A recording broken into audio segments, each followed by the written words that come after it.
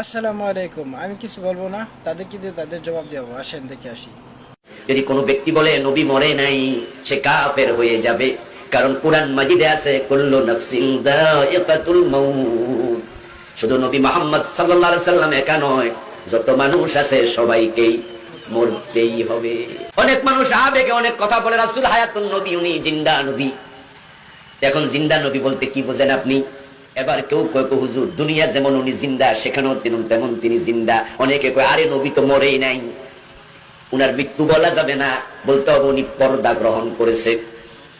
আবার অনেকে বলে হ্যাঁ তিনি জিন্দা, কোনো সন্দেহ নাই, তবে কবরের মাঝে তিনি কিভাবে জিন্দা এটা আল্লাহই ভালো জানেন। আপনাদের কাছে আমি প্রশ্ন করতে চাই, জিন্দা মানুষের জন্য খাবার দরকার আছে না নাই? খাইতেছে, পানি পান করতেছে, এরকম কোন হাদিস আছে নাকি? আহলে সুন্নাত ওয়াল জামাতের বিশুদ্ধ আকীদা, আমার নবী শুধু নয়, সমস্ত নবীরা কবরের মধ্যে জিন্দা। আল্লাহ বলেন আমি তাদেরকে কবরের মধ্যে খানা দেই, রিজিক দেই। এবার তার সেরার এক দলেরা কয় তো নবী যদি জিন্দা হয় খায়নি? খায়। কি খায়? রুটি না ভাত? যদি ভাত রুটি খায়, প্লেট কই, গেলাস কই, পানি কই? কেমন ভিডা দরকার? এই রকম তারসেরা মানুষ, ধর্মান্ধ, এরা বলে রসুল জিন্দা না, এখনো মরা।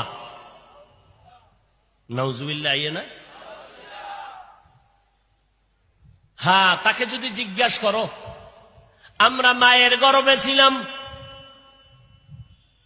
আল্লাহ তাআলা দুনিয়াতে আসার আগে আমাদের মায়ের গর্ভে আমাদের দেহের মধ্যে রূহ দান করে জিন্দা বানাইছিলেননি? কথা কন। তাহলে আমরা আমার মায়ের গর্ভে জিন্দা ছিলাম নি? ও ভাই, তুমি যে প্রশ্ন করলা, কবরের মধ্যে যদি জিন্দা থাকে কেমনে খায়, কেমনে কি করে, তোমার প্রশ্নের জবাব দিব পরে, আমার জবাব দাও। মায়ের গর্ভে যে আমরা জিন্দা ছিলাম, আমরা ভাত খাইছিলাম নি, রুটি খাইছিলাম নি, প্লেট কই পাইছিলাম, পানি কই পাইছিলাম, গ্লাস কই পাইছিলাম? এই প্রশ্নের জবাব যেই দিন দিবি, ওই দিন দিব জবাব নবীরা কবরে কেমনে খায়। তের কান্ডারি নবী